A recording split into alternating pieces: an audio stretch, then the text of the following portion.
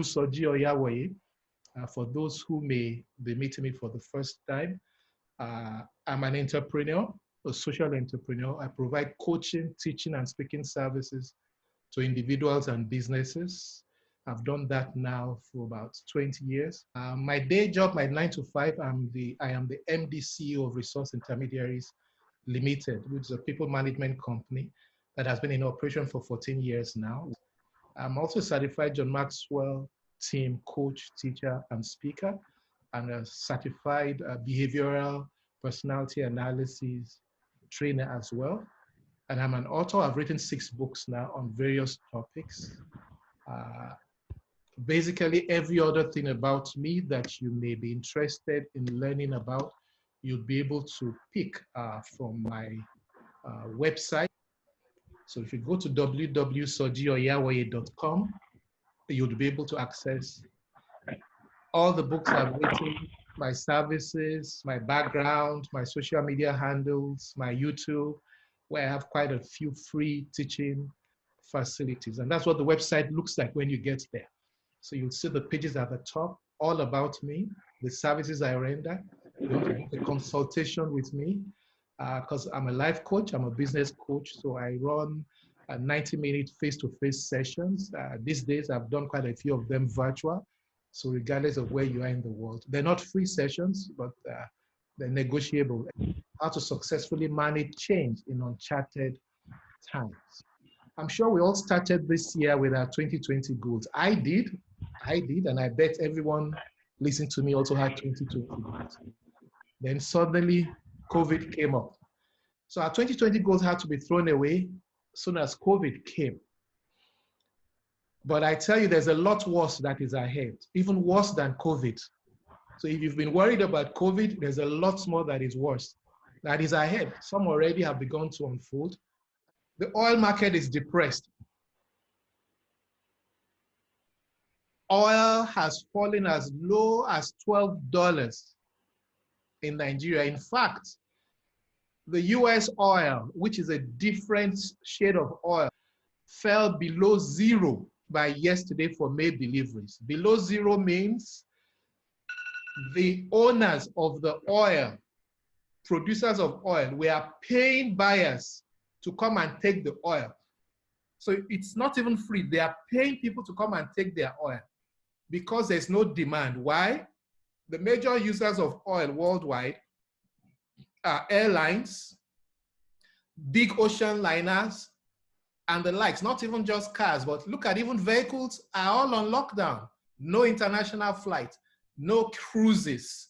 So nobody is buying oil.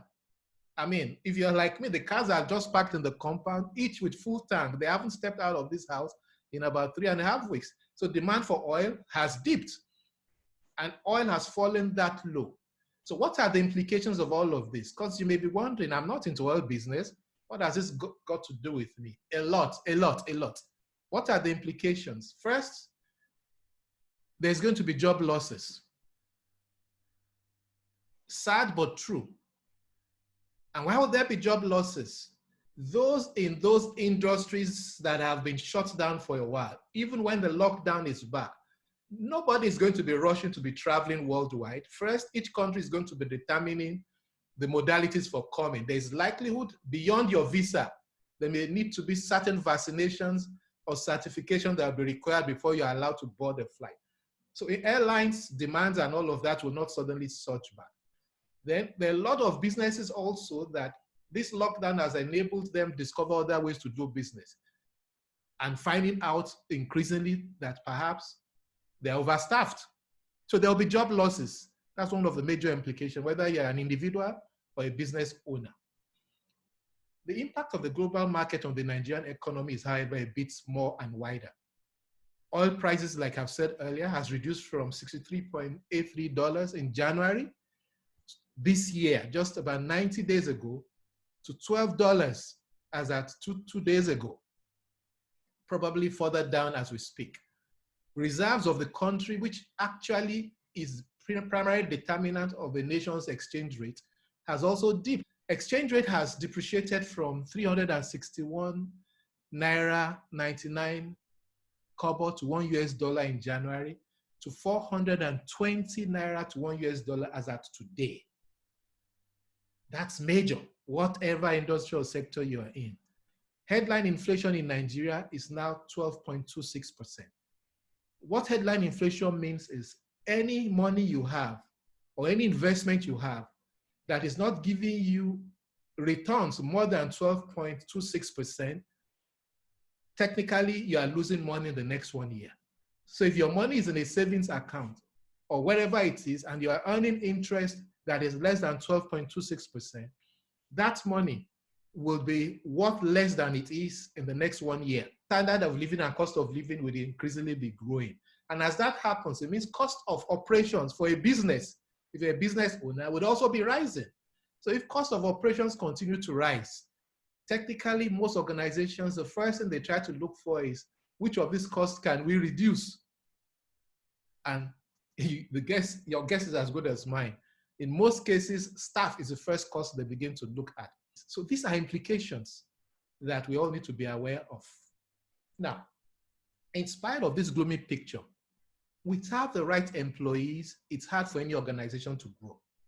So as an individual and as a human being, don't lose too much sleep, especially if you have value to give where you are currently or in the emerging businesses that I'll be sharing with you in a little while. But the competition is going to be stiff. Either the job you currently hold or the job you'll be getting into. Increasingly, this is not the time for people to just mark register, attendance register, which, by the way, is what has been happening in most organizations. People just report to work, and it's like you're at work. But really, were you really adding value to that organization? So competition is going to be stiff within the employment market and in all businesses going forward. Same with businesses, right? People patronizing your organization will begin to cut fees, cancel contracts, and have options of shopping around because people will be desperate to have a business or a contract to service.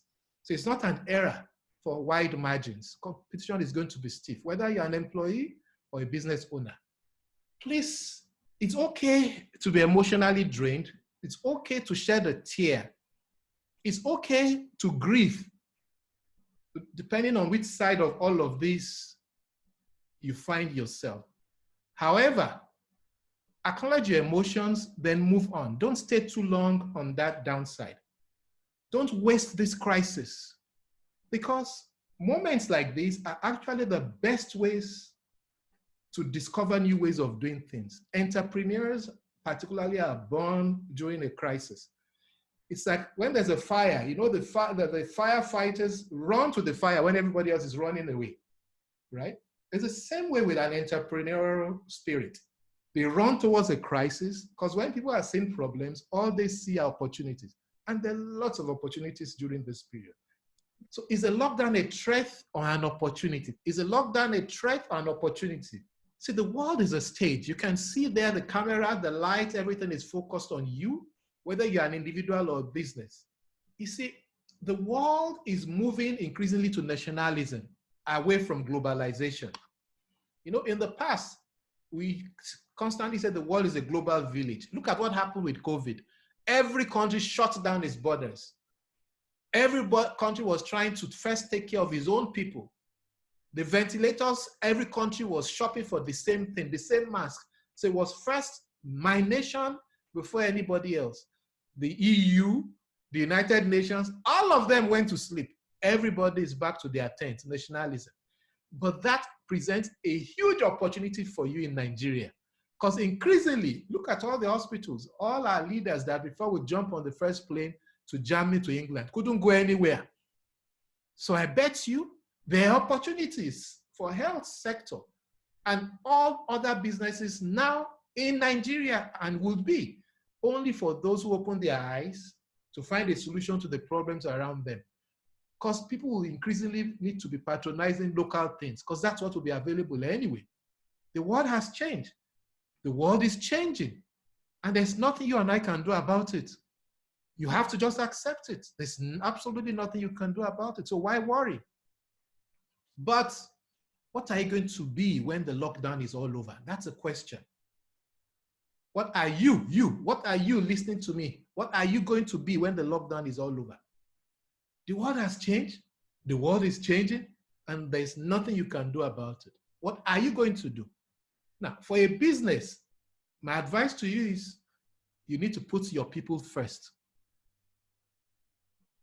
So asking staff to go should not be the first option, because you need your people more through this period and beyond. Because the greatest asset of any organization are its people. Because the danger also is when you begin to just lay off anyhow, sometimes your best hands on their own begin to run away because they don't know who is going to be next. So put people first, then be agile, be agile. So you try something, it doesn't work, you switch it. You try something, it works, find out to do more of it. So this is not the time to have long-term plans. All those long-term plans, 2020 strategy session, just throw it away. You need to re-strategize practically every day or every week now. Then you will succeed. For an employee, you have to be visible. This is not the time to just resume in the office and hide in one corner. It's only work that has brought me here. Oh, you need to be noticed and liked by the right people. And I'm not talking about eye service here. You need to add value to your organization. The future is here. So, however, the skill set that is required for this kind of future I'm talking about is not what you learn in schools. And that's the painful part. So it's not the certificate. It's not the way work has been up to now. So we need to acquire new skills that will make us more valuable resources for our organization. Increasingly, as we proceed, you need to increase your output related to input, because employers, individuals, everybody, there's going to be more premium on output than input. And these are the changing skill sets and competencies that are required. So you need to have, as an individual or as a leader, a business owner, relationship building skills, collaborative skills, empathy, cultural sensitivity. This will be in high demand as we proceed, right? Because some of the best hands you need on that your artificial intelligence application or your website or social media may be some young guy in his 22 years old that has dreadlocks or some of those funny things. So you need to be culturally sensitive. So you can't be my generation and say, why are you looking so unkempt? Well, those are the people that will be in the workforce increasingly. So you must be culturally sensitive and gender sensitive as well. People with hybrid skills, with high technological literacy and deep social sensitivity are those that will succeed through these uncharted times. Like I said, almost everything I've learned online, I've been self-tutored, including this app that we're using today. It's just 3 weeks old knowledge, and you won't believe what I can do with it now. So you can upskill yourself. Just go on YouTube and learn new things. Hybrid technology literacy is key, and you must be socially sensitive. The younger generation, this is for business owners and employers. I tell you, the younger generation, in determining which company they work for, they are increasingly going to be putting more premium on identities, organizations that accept them as they are, organizations that allow them to express themselves rather than the salary that is paid. You know, my generation, we change jobs based on salary. The current generation and the future we're going into is not about the salary for them, but it's about identity. So you need to look at the culture in your organization and be a lot more accommodating of that fact. We are increasingly dropping wearing of tie in my office, for example, and some of those things we were so rigid upon. You must wear suit, you must wear that. That is old school. That's old school. So these are post-COVID realities that we need to focus on. Now, these are the sectors of businesses that will thrive. Sectors of businesses that will thrive post-COVID. It's not exhaustive, but these are the major. So you need, as I run through them, you need to be answering yourself if your business, either that you are working as an employee or that you own or manage, is one of these. If it's not, you're going to have a lot of problems post-COVID. So whether you're an employee or a business, is your job or business outfit a need or a want? So it's important you answer that question, because increasingly people will be spending money only on what they need, not what they want. So these are the sectors and businesses that will thrive. Health and pharmaceutical industry. Technology. Oh, yes.